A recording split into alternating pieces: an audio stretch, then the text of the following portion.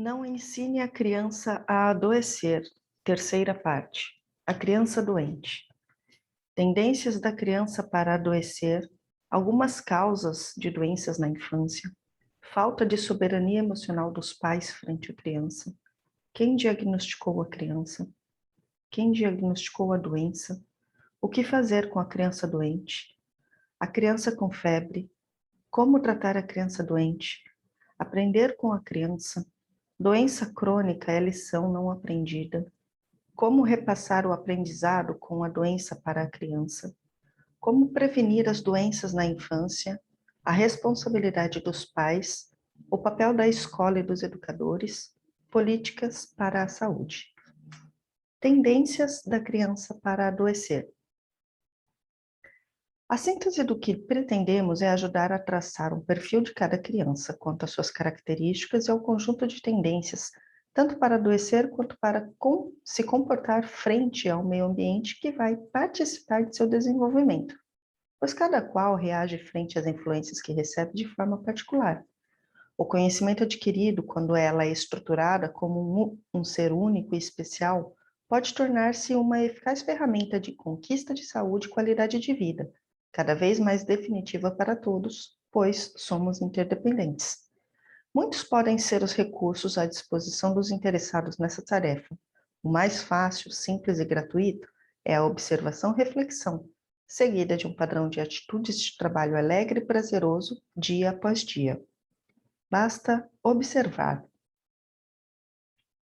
Quando se analisam as tendências familiares, observa-se que não apenas as doenças se repetem, determinadas características tornam-se marcas registradas do grupo, as de aspecto físico que constam do mapa genético, as que compõem a personalidade, o padrão de atitudes, as tendências a determinadas formas de comportamento, os impulsos e as predisposições, os valores e as crenças. Parte das que se repetem é patrimônio evolutivo de cada criatura. A doença é a herança cultural obtida e transmitida de geração a geração, segundo o mecanismo de transferência, indução ou satisfação de necessidades, e deve ser estudadas para que se possa ajudar a criança na sua formação e educação. Um detalhe importante: estudar a família implica estudar cada um dos familiares e não fazer qualquer tipo de julgamento ou crítica. Tentar traçar um perfil da criança. Planejar é tudo, anotar é essencial, praticar é vital. Antes mesmo de nascer, ela já começa a dar mostras de suas tendências para adoecer, hoje comprovadas por exames intrauterino. O básico de sua personalidade inata, com seu conjunto de impulsos, pode ser sondado mediante a forma de reagir às situações mais básicas do dia a dia vivenciadas pela mãe. Educar é um projeto que merece a maior atenção e carinho por parte dos envolvidos no processo. Não se trata de domesticar, socializar ou entupir de informações, expectativas e desejos inúteis. Nas atividades que nos envolve o planejamento é básico, mas primeiro é preciso conhecer o que se deseja atingir e que, acima de tudo, deve ser compatível com as possibilidades do momento. Avaliação do perfil das doenças físicas. Ao longo do desenvolvimento da criança, é possível identificar quais os órgãos alvo de somatização: garganta, ouvido, intestino, pele. Tendências das reações psicológicas. Como ela reage a situações agradáveis e desagradáveis. Exemplo: quando está com fome, frio, sede, ou quando sente dor. Quando contrariada, qual é a sua forma de reagir? Atitude social e de comportamento. Impulsos, compulsões e ao padrão de reações sociais. Durante a doença, a criança fornece muitas informações e mais claras para traçar o seu perfil. A doença deve ser vista como uma experiência em andamento, pois em situações que a envolvem, muitas características íntimas que se encontravam ocultas tornam-se visíveis com mais facilidade. Elas sempre fazem parte da personalidade, mas se encontram camufladas e vêm à tona durante a doença. O erro é trocar a causa pelo efeito, interpretar as consequências como se fossem causas. Como exemplo, durante a doença, a criança não está irritada ou agressiva pelo conjunto de sintomas, mal-estar, dor, febre, Apenas o conjunto de sensações que acompanha a doença evidencia sua natural irritabilidade ou agressividade, características que se manifestam com certa frequência, porém com menor intensidade em situações corriqueiras do dia a dia. Algumas causas de doenças na infância. Além das tendências inatas e predisposições já abordadas, podemos relacionar uma série de fatores que se somam para tornar a doença uma realidade. Conhecedores de noções básicas e simples de anatomia humana, nós sabemos que somos uma unidade constituída de corpo físico, corpo mental e emocional e corpo astral. Em nosso estudo, vamos separar os fatores apenas para tornar mais claras as observações. Causas físicas da doença infantil. Imaginemos nosso corpo físico como uma ferramenta ou aparelho usado para a evolução. Quando utilizado segundo o manual do proprietário, suas funcionalidades e durabilidades podem ser melhores e maiores. Principais causas de doenças. A. Estilo de vida. Excessos de todos os tipos. Vivemos a era dos exageros e da pressa, do quanto mais melhor. Todos, e até as crianças, comem demais, têm atividades mentais em demasia, não acompanhadas do uso do corpo. Isso conduz ao estresse orgânico. B. Carências. Vários são os tipos de carência: nutrição, oxigenação, atividade física correta, água, sol. Parece um paradoxo, mas até em decorrência dos excessos, apresentamos carências importantes de nutrientes. Um bom exemplo é a dieta. Comemos tanto o desnecessário que não sobra espaço para os alimentos que contêm os nutrientes que o corpo necessita. C. Intoxicações. A quantidade a mais de um mesmo tipo de alimento e o uso de adubos químicos em demasia, o envenenamento da agricultura, os aditivos usados na alimentação industrializada, o mau funcionamento do intestino, a soma desses fatores deixa o corpo da criança preparado para criar, a qualquer momento, a doença física. D. Vícios. Quando se fala em infância, os vícios a serem abordados estão basicamente no terreno da alimentação. Alimentos que funcionam como drogas e causam dependência química, descalcificação, obesidade, aumento de colesterol, diabetes, cálculos na vesícula biliar, alergias. De cada 10 pessoas, 8 ou 9 já apresentam rinite ou sinusite. Predisposições para dependência química de qualquer tipo. Falta de uso do corpo. A vida sedentária é um forte atrativo para muitas crianças. Acidentes. Algumas crianças tornam-se mais propensas do que outras a sofrerem acidentes. E. Respiração. Respirar não é apenas inalar o ar.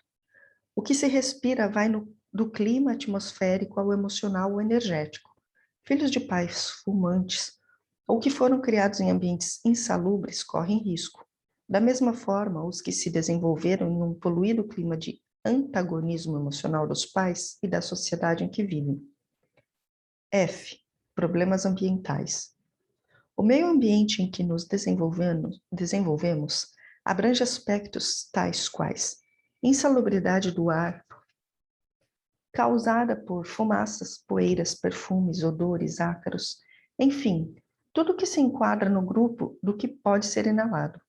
As mudanças térmicas bruscas, produzidas pelo clima, o uso de gelados, ventilador, ar-condicionado, ambientes mal arejados, úmidos, as dietas, as vacinas, as radiações emitidas por aparelhos, os mais variados, a perda de qualidade da água. Causas psicológicas das doenças na criança. Estudando a anatomia e a fisiologia energética do ser humano, nós descobrimos que cada unidade pensamento-sentimento é uma onda de energia emitida, capaz de interagir com outras em um mecanismo de sintonia que sempre retorna ao emissor. Daí a importância de se traçar um perfil psicológico da criança para poder resolver problemas de doenças que se repetem. Algumas das origens. Conjunto dos aspectos que formam a personalidade. Orgulho, raiva, intolerância, impaciência, medo, ansiedade. Doenças que se repetem podem oferecer pistas de como o indivíduo adoece e que tipo de emoções não consegue elaborar corretamente. Conflitos emocionais. Tanto podem ser íntimos quanto de relações. Exemplo: uma criança está para viajar com os colegas da escola e vai ficar longe dos pais pela primeira vez. Se ela souber com absoluta clareza que quer mesmo ir, o sorvete que tomou e que produziu um início de coriza não será capaz de fazer com que ela apresente febre ou tosse. Porém, caso ela esteja em conflito entre o desejo de ir e o de não ir, ou o medo, fatalmente adoecerá até mesmo antes de ir, frustrando o projeto ou durante o mesmo. A criança submetida a um conflito emocional entre pais que brigam ou estão se separando fará com que a criança adoeça com mais facilidade do que nas relações estáveis. Carência afetiva. A criança mal amada ou que não recebe demonstrações de carinho físico ou verbal adoece mais do que as outras. Isso é mais comum do que se pensa. Comprar tudo o que a criança deseja não substitui o verdadeiro afeto, que é a troca de energia. Cobranças.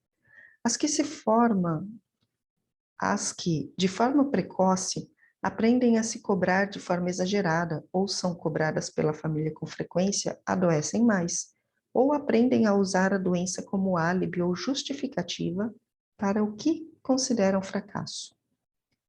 Dificuldades em se relacionar. Doenças que foram aprendidas como meio de controlar ou fugir de situações ou pessoas. A criança que se relaciona com dificuldade com as outras pessoas está mais exposta a adoecer. Causas de doenças derivadas da interação de energia. Funcionamos tal e qual uma estação de transmissão e recepção de energias. Nessa incessante permuta, afetamos e somos afetados. Pessoas e ambientes podem fazer com que a criança adoeça. Muitos pais que se dizem céticos quanto a possíveis envolvimentos entre doenças e distúrbios energéticos externos, quando a situação aperta, levam seus filhos para benzer, tomar passe, aplicação de reiki, jurei. Juram que não acreditam, mas usam. Situações de interação de energia capazes de adoecer a criança. Medo doentio com relação a doenças, em especial com determinadas crianças e doenças. Essa causa é mais comum do que se imagina. Em algumas famílias, elas adoecem mais do que as outras e demoram mais para se restabelecer. Insalubridade e energias de ambientes. É comum que crianças ou até adultos adoeçam depois que se mudam para certos lugares, ou mesmo dentro da própria casa, ao mudar de um cômodo para outro, ou mudar a cama de lugar no mesmo quarto. Como explica a geobiologia. Locais onde as pessoas gritam muito, falam palavrões, discutem com frequência e vivem em desarmonia, tornam-se insalubres para as pessoas e animais, especialmente para as crianças. Roubo ou sequestro de energia. Nas relações entre as pessoas, se não vigiarmos, poderemos agir como vampiros de energia dos outros ou permitir que outros sequestrem nossa vitalidade. Falta de soberania emocional dos pais frente à doença. Todos nós dispomos de potencial para elaborar de forma racional as emoções. Apenas a forma de desenvolver essa capacidade é que difere, pois se trata de uma conquista com todas as outras. Estar soberano nas emoções significa não perder a capacidade criativa naquele momento, nem o domínio sobre a situação. Conseguimos uma soberania emocional doentia porque exagerada com relação aos que consideramos nossos rivais ou inimigos. Neles, somos capazes de perceber na sua mais absoluta clareza a lei de causa e efeito. Bem feito, ninguém mandou fazer isso ou aquilo. Mas quando se trata de enfrentar nossas dificuldades emocionais íntimas e dos mais chegados, a situação se complica novamente pelo exagero que se transforma em forte apego. Daí, nós nos desesperamos, nos deprimimos, ficamos angustiados ou em pânico. Soberania emocional ainda é paradoxo. Para muitos, esse padrão de agir ainda soa à frieza, falta de calor humano e de humanismo. Quanto mais desequilibrada seja a pessoa em suas emoções, mais ela tenta vender a ideia de que o seu descontrole é sinal de amor e de um imenso amor, quando de verdade é pura falta de educação nas emoções e nos sentimentos. Desenvolver a arte da serenidade é aprendizado. As crianças que se desenvolvem em ambientes onde as reações emocionais são mais elaboradas, desenvolvem uma capacidade de soberania emocional, que as ajudará a manter mais qualidade de vida e de saúde, pois a falta de controle das emoções é fator capaz de provocar doenças íntimas e de transmissão de uns para os outros, seja em curto, médio ou longo prazo.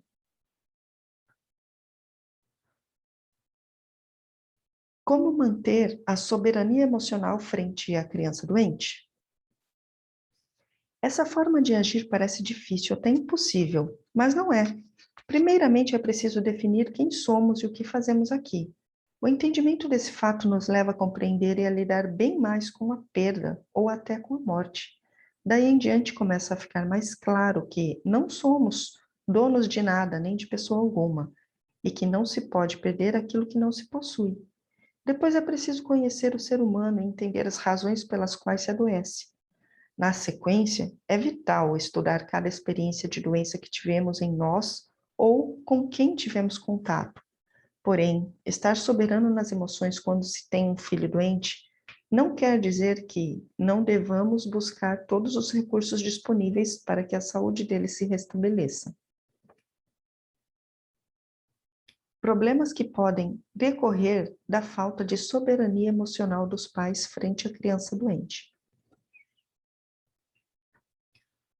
Não buscar os recursos corretos na medida exata e na hora oportuna. Perder oportunidades de responsabilizar a criança quando a situação da lei de causa e efeito é muito clara, pois perde-se a oportunidade de aprender com a experiência que a doença traz consigo e a dominá-la em um futuro próximo. A angústia doentia dos pais é capaz de atrapalhar o equilíbrio emocional do profissional de saúde que atende a criança. Pensar, raciocinar por opção é bem diferente de fazê-lo sob pressão de resultados, em certos momentos, quase sempre fora do alcance do profissional. O que em muitas situações pode levar a uma quantidade de medicamentos excessiva, capaz de intoxicar ou de produzir efeitos colaterais, fato que contribui para que o quadro da doença torne-se mais complexo, dificultando a resolução futura. Quanto mais desenvolvermos mais soberania emocional, todas as internações de casos que poderiam ser tratados em casa vão diminuir. Quem diagnosticou a doença? Qualquer pesquisa relacionada com essa pergunta vai receber mais ou menos 95% de respostas de que foi o médico. No entanto, quem fez o diagnóstico de que a criança está doente foi a avó, a tia, a vizinha, a amiga, o pai ou a mãe, qualquer pessoa, pois quando a criança chega ao médico já está rotulada de doente, esteja ou não. Doenças agudas ou crônicas à parte, o diagnóstico da criança estar doente em sua primeira fase é socioeconômico, cultural, pessoal, familiar, baseados em padrões ditados pela cultura. Será que a criança está mesmo doente? É possível que seus sintomas sejam apenas processos orgânicos defensivos em virtude dos hábitos e do estilo de vida imposto a ela? Nossa, como ela é magrinha! Você não está cuidando bem dessa criança? Leve ao médico. Ele é o menor da turma. Faça um tratamento nele. Como ele está pálida, deve estar com anemia. Muitas são as formas de uma criança ser rotulada de doente pelas pessoas. Se tratada como tal, o padrão de atitude de um doente na sociedade em que vive será adotado por ela. A falta de respeito para com o biotipo e as características da criança é um fato muito comum. Muitas doenças são criadas a partir de intervenções desnecessárias. O processo cultural tem um peso considerável em situações desse tipo.